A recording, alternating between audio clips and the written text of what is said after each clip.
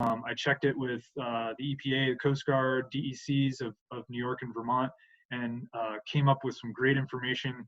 I put it all together, and I actually wrote Appendix G to the Lake Champlain contingency plan. I thought it was going to be about 6 pages. It wound up being over 20 pages, but it's a very comprehensive physical description of the lake. I'll go through all the sections here. So Appendix G is the physical description of Lake Champlain. The first section is the geographic area, and it covers statistics of the lake, geology and origins, bathymetry, the 5 distinct sections of the lake, historic and current use of the lake, industry and infrastructure along Lake Champlain. All of these things are just important for folks to understand if they had to mount a response in the Lake Champlain region to a spill of oil or hazardous materials. I keep mentioning to my committee and my advisor that the contingency plan really should be a very usable document for folks who are either A, new to their agencies and have responsibility for protecting or planning for spills on the lake, or somebody who may be in an airplane or in a car ride up to the North Country to assist us here with responding to a spill. Let's give them a document, something they can read over and quickly look at and understand what is going on in the area and some of the unique characteristics of Lake Champlain. So for instance, Lake Champlain has 587 miles of shoreline. There's 54 public beaches on Lake Champlain. Lake Champlain is a graben and a glacial lake, so it was formed via tectonic processes as well as glacial processes. At one time, Lake Champlain was a saltwater lake, and it actually flowed south for a time. The 5 unique sections of the lake is a really important thing for folks to understand. On a map, it just looks like one continuous lake, but the reality is there's 5 very distinct hydrological sections, and it's important to understand the differences. Missisquoi Bay is a very warm water, shallow, eutrophic area with a lot of wetlands, and the response there would be much different than in the main lake, which is very deep, cold water, and very broad. It's almost a coastal environment in the main lake. And then the South Lake behaves more like a river. It's very narrow and it has a distinct northerly flow, so you could almost treat it more like a river. Not to mention there are limited industry along the lake, which is a good thing for response personnel, but it's a drinking water source for over 150,000 people. And that's important as well to understand for responders. Next section is the hydrology of the lake. I have a section on the major tributaries of the lake, talking about the Richelieu River and the only outlet for the lake on the northern end, the Champlain Canal and locks, dams that are along the lake tributaries, stratification, surface and internal seiche waves, lake level, wetlands, and surface currents. Lake Champlain has no flood control dams. The only outlet, as I said, is the Richelieu River outlet. And in the first 23 miles of the Richelieu River, it only drops 1 foot. So it's a very, very slow flow out of the lake. And we're unable to really control flood levels in the lake. There are 11 major watersheds in the lake, including over 300 tributaries. Very important to know, these has a lot of effect on lake level and lake surface currents. The Champlain Canal is a great resource in that we could move spill response resources potentially through that canal up into the lake from the Hudson River. But it does have a height restriction of 17 feet. So that restricts a lot of our larger vessels from transiting through the canal. Stratification is an important thing to understand about our lake.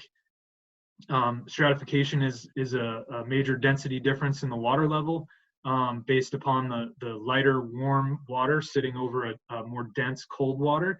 Typically this happens in the summertime in our lake. And when the lake is stratified, it can actually increase surface currents, and it can increase the spread of contaminants over a larger geographic area. So it's important to kind of understand the periods of time when the lake is stratified and what that means. And also that there's 300,000 acres of documented wetlands along Lake Champlain shorelines. I mentioned surface currents. I did a fair bit of work and research into surface currents on the lake.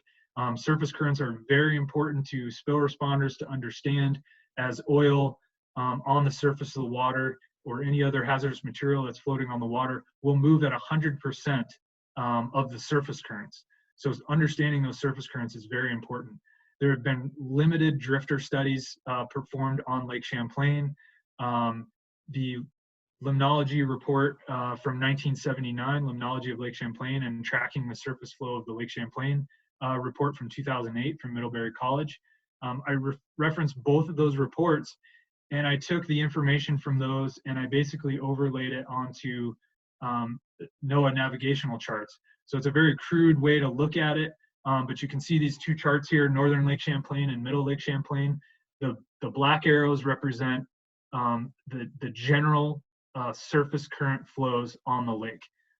Generally, we have a northerly flow heading up to the Richelieu River, but that northeast arm that you can see, the flow does not necessarily go north. It's kind of counterclockwise up in Missisquoi Bay. There's some southern flow down south of St. Albans Bay. And what you see is the black arrows that are double-ended represent areas where the water has been known to flow in both directions. So it's not a constant flow in one direction in those areas. And then the red arrows represent some narrow restricted areas, narrow restricted flow between areas of the lake. So in the northern lake, you have Carey Bay and the Gut.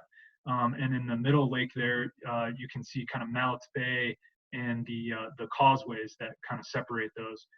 So really important to understand that there's very little water flow between those sections, but the water can go both ways depending on the winds, surface currents, and lake level. The climate section, I looked at weather data, wind data, remote weather stations, data buoys, and ice cover. And I think the biggest thing here was that I summarized a lot of the kind of the average weather data for the lake. I also put a lot of hyperlinks in to this section so that folks can quickly get to the remote weather stations and the data buoys and see the real-time weather, because it's really important for spill responders to understand the current weather on the lake at the surface of the water so they can predict where oil or other contaminants might be being transported. I also covered a few extreme events. The lake experienced its highest recorded flooding level in 2011. It was not from Hurricane Irene. It was actually just from record spring snowpack that was melting and a really wet spring. The lake experienced its highest levels at that point, 103.57 feet above sea level is how that is calculated. And the lake can change by up to 10 feet from its lowest recorded level to its highest recorded level. That's huge for a lake. You typically don't see lake level changes like that in big lakes. Usually that's from tides in coastal areas. So very important to understand. In 2011, the lake experienced flood levels for over 2 months. It was above the flood level. And that's important to understand where those flood waters affect. Now you have waters in area that typically aren't flooded, and these are the more sensitive, marshland, wetland areas along the shorelines, which again is important to understand for spill response tactics and where to protect. Finally, I put in a small risk analysis, and this basically covers the areas that I showed in the first few slides and what the threats to the lake are. The second part of my project was an oil spill workshop. In 2016, the Lake Champlain Sea Grant did a survey of all the marinas on the lake, and as part of their responses, they found that 58% of the marinas identified a need for additional training or instruction on how to use spill response equipment or on spill response in general in the lake. So I worked together with the Vermont DEC, the Environmental Protection Agency, U.S. Coast Guard, the Vermont Boat and Marine Association, and Lake Champlain Sea Grant, and we put together an agenda. We planned this workshop day and invited all of the marinas, fire departments, first responders around the area. Our topics covered federal and state regulations, including notifications and how notifications need to be made. We covered health and safety topics, hazardous waste management, response tactics, and luckily we were able to partner with the National Response Corporation, a local contractor here in Vermont that has an office here in Vermont, and they came out and actually brought some of their equipment, as you can see in the bottom picture. We actually put boom in the water, oil spill containment boom, which is used to contain spills, and some sorbent boom. They also brought one of their vacuum trucks, and we were able to show the participants how to actually use some of this equipment. Many of them had boom at their marinas, but had never taken the shrink wrap off and really didn't understand how to connect the boom, how they might, corral around a boat or block off a dock area or block off their whole marina. So we had those discussions and we actually put boom in the water, which was very valuable, and I'm very grateful that NRC was able to come and support our training. That's just a picture of our agenda on the left, and then our contributors on the right. As I said, the training day was completed on May 1st, 2019. We had 22 participants from Lake Champlain Marinas, fire departments, and the Vermont Hazmat team. And all of the resources from that training are going to be posted on the Lake Champlain Sea Grant webpage. They already have a page that's kind of dedicated to oil and hazardous material spills. I'll be helping to kind of craft that webpage a little bit nicer once this my thesis project is turned in. I'll be kind of turning a lot of materials over to them. And so the idea is that we're going to have all these resources posted so that marinas and other agencies can access them. They can learn about spill response. There'll be lots of resources on there, and even some free training through Boat US for their marina workers that hopefully they'll put their folks through this spring before they start the busy summer season. After the training, we did a little survey, got some feedback. 80% of the folks that participated in the training said that they expected to use the knowledge, skills, or practices learned in the workshop in the next 6 to 12 months. That's excellent feedback, and hopefully we'll be circling back around with those folks to see what they actually did do and didn't do, and see if there's any other resources we can provide for them. Some other things that we learned from the training were that adding a New York session would be very valuable. Due to some travel restrictions and just the distance to get over here, we did not have any participants from the state of New York. And so, in the future, if we're able to do this again, or someone else is able to take this on, I think it would be valuable to have a separate training session available for New York. Adding HAZWOPER training certification. This is a certification for dealing with oil and hazardous material spills. Marina workers are not required to have it just to work at their own marina, but if they were to be able to support a larger spill response on the lake, they would have to have this certification. And not to mention, it's really aimed at worker health and safety, so it's a very positive training meant to keep people safe. So I think if we were able to offer that as part of the training, or get that training out to the marinas and first responders, I think that would be a great incentive to get more people to participate in the training. Okay, the third part of my project was to create a scientific support network. Now, this is not a novel idea. I benchmarked it from the University of Rhode Island. I actually surveyed Dr. Pete August, who started this program down there. And Rhode Island started this program after they had a very large spill offshore Rhode Island in the late 90s that devastated their lobster population. And they found when they were going through their response operations after the emergency response phase was over, that they were really clamoring for scientific resources and information. And they didn't have a direct connection to the University of Rhode Island and other academic resources. And so they came together and they said, hey, we need to have this network created where we can access, as the state, we can access these academic resources, because we have people that are doing research out here. There's people that understand the unique features of offshore Rhode Island and can really help us with our decision-making process, and certainly in the natural resource damage assessment phase that kind of comes after the response phase. So I wanted to create this scientific support network for the Lake Champlain region. I started by developing a survey through the UVM Research Protections Office. I basically asked the questions for folks to identify scientific resources that they would want to have at their fingertips during a spill response in the areas of collection and containment strategies, environmental protection, wildlife resources, and human health. The survey went out to the EPA, Coast Guard, New York and Vermont Department of Environmental Conservation, Vermont Hazardous Material Response Team, the Canadian Pacific Railway, both Essex and Clinton County, New York, Emergency Services Departments, and a few others in there. I sent out 30 invitations. I wound up with 15 participants, but I did have a good representation from all those agencies in the folks that actually participated. The survey ran for 30 days, and when it was all over, I wound up taking the data. It was all qualitative data. I had people actually type in their answers instead of clicking a box, because I wanted to get real actual feedback from folks and not just have them say yes, that sounds good, or clicking a box for something that I had created that I thought they wanted. And so I wound up with some really raw data here.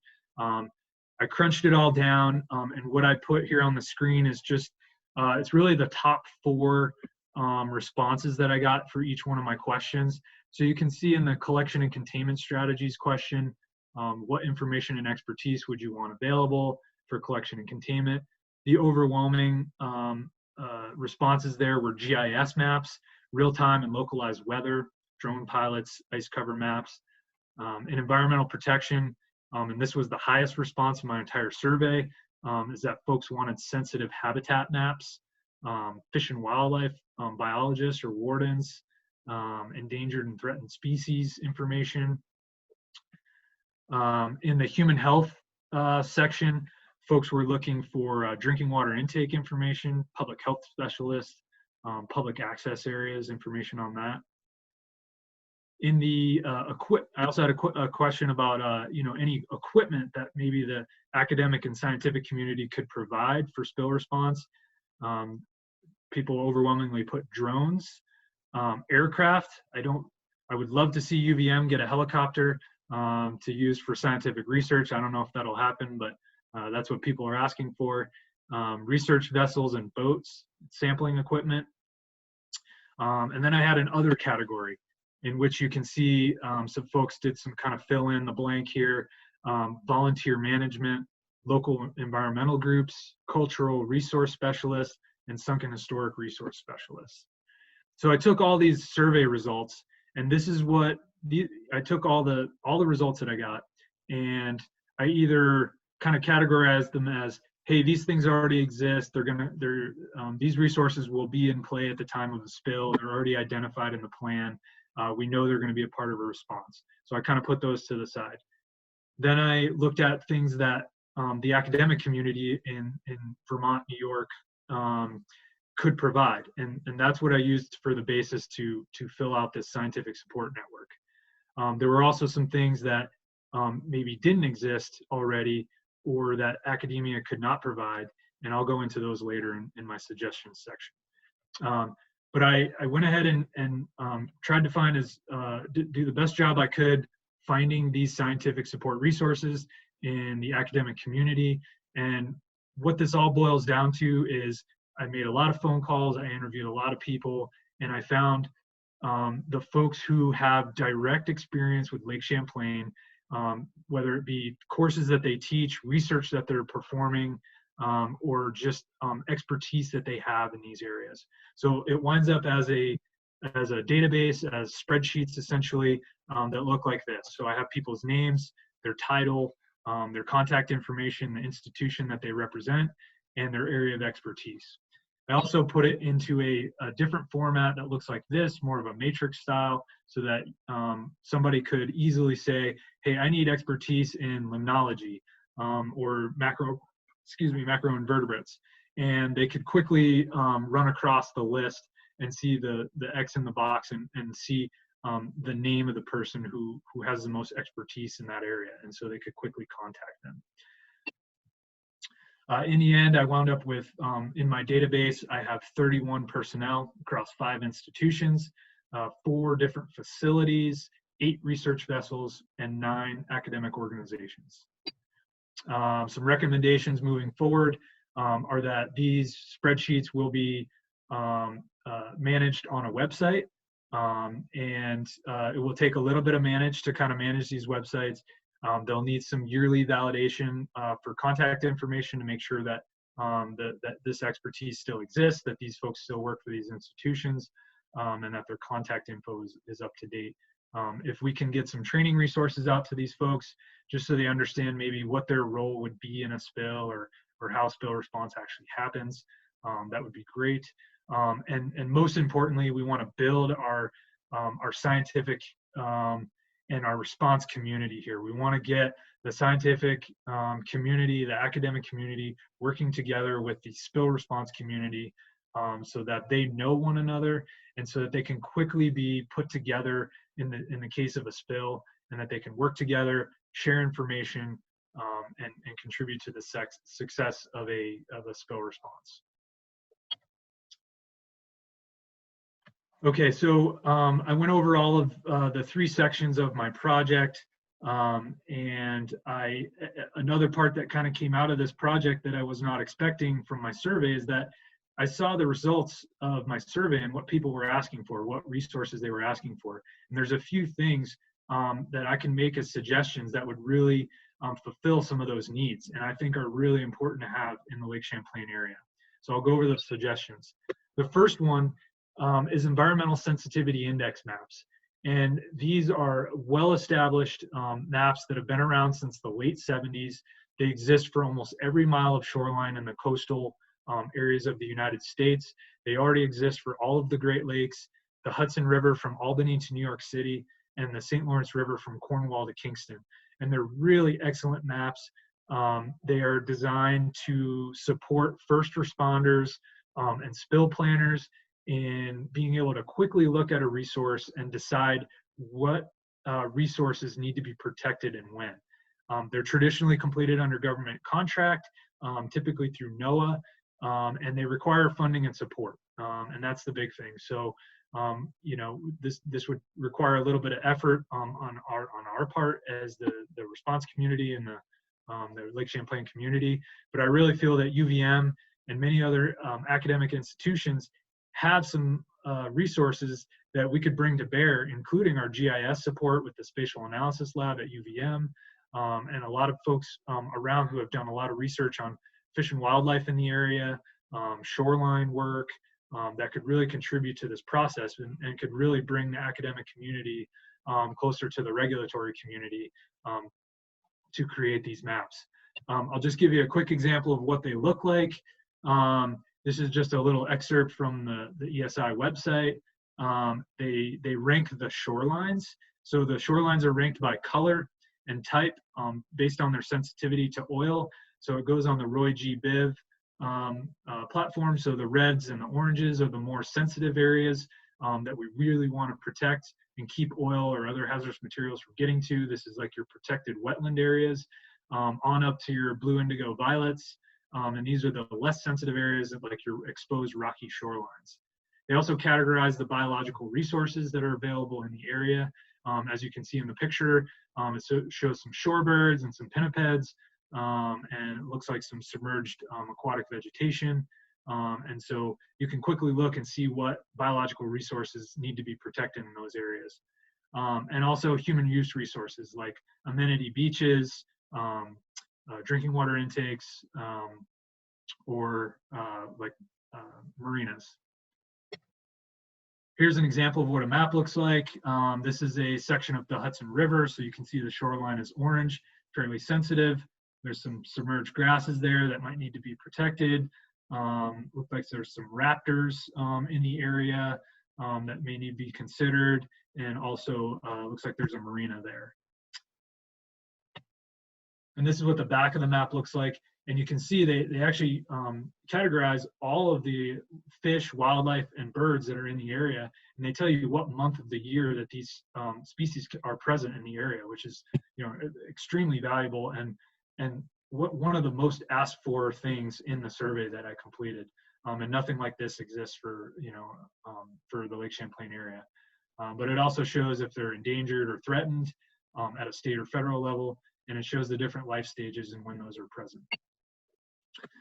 The next suggestion that I have for the Lake Champlain area is a look at the surface currents. The currents in Lake Champlain have not been extensively studied, and there's no comprehensive data set or model capable of accurately representing surface currents on the lake. This isn't entirely true. There are some models that I'll talk about in a second, but the bottom line is that we don't have a comprehensive altogether data set of the surface currents on the lake. Oil, as I previously stated, moves at 100% of the surface currents in any particular area. So it's very important to understand those surface currents are typically driven by wind. And so we can predict pretty well based on the wind direction and velocity where the surface currents are going to go. But there are so many variations, especially in Lake Champlain, given its shape, its size, its depth, like it's the shoreline features, tributary inputs, various gyres and eddies that exist in the protected bays, the actual level of the lake, and seiche waves. So there are many different things that affect those surface currents. Here's a picture of a couple of models that are currently being produced. On the left, one of my committee members, Dr. Clelia Marti, is working on a 3D model of the lake for Lake Champlain for the EPSCoR program and the BRE program. In the middle is an excerpt from a video that I received from Tom Manley at Middlebury College. And they also have a model that is capable of showing surface current models. And then all the way to the right is the NOAA GLERL Great Lakes model. I'm going to see if I can link to it right now on my screen. And this is where we'd like to be. I think you guys can all see this. So this is a basically kind of almost like a real-time surface current map for the Great Lakes. And you can see the arrows kind of moving there on the lake. This is where we'd like to be for Lake Champlain. This would be an incredible tool for responders, and it'd be incredible data set to have for our trajectory modelers to model where a spill might occur. Let me see if I can get back to my presentation here.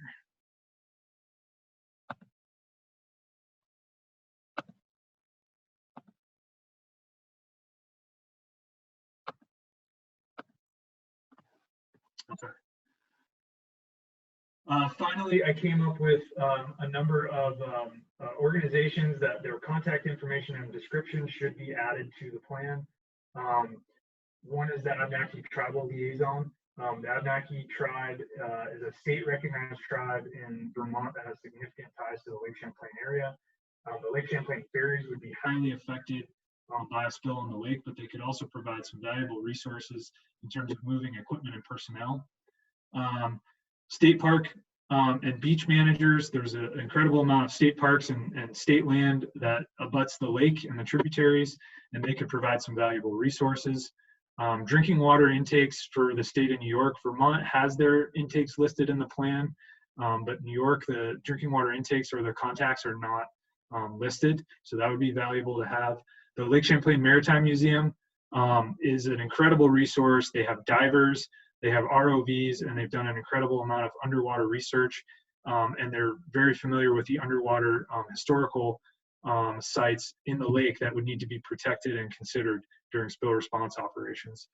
State historic preservation officers should also be listed.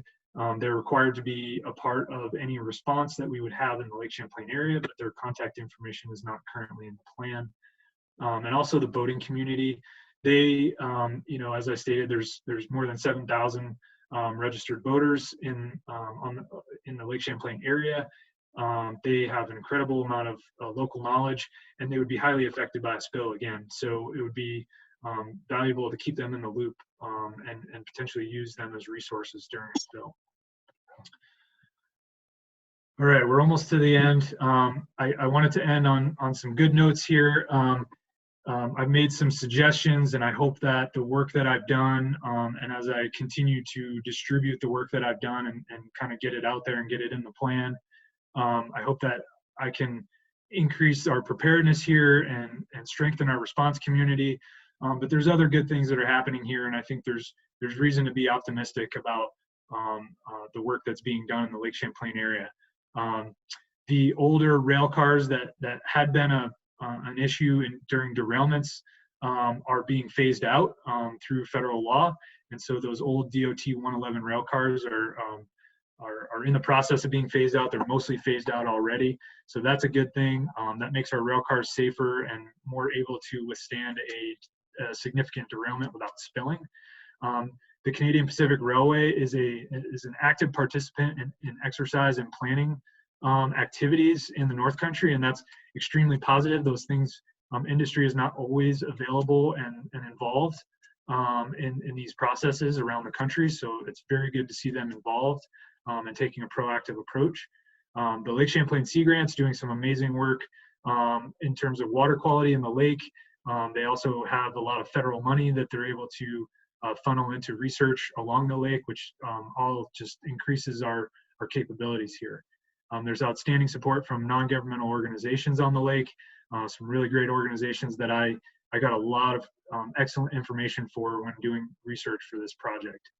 I think we have a really strong sense of place along Lake Champlain, the northern Vermont and the Adirondacks. I think people really identify with Lake Champlain. It is a very important cultural, historical, and recreational resource to everyone here, and so that's important. People care. People want to put resources into protecting it. Finally, freshwater. There's some freshwater oil research being done in the experimental lakes area in northern Ontario.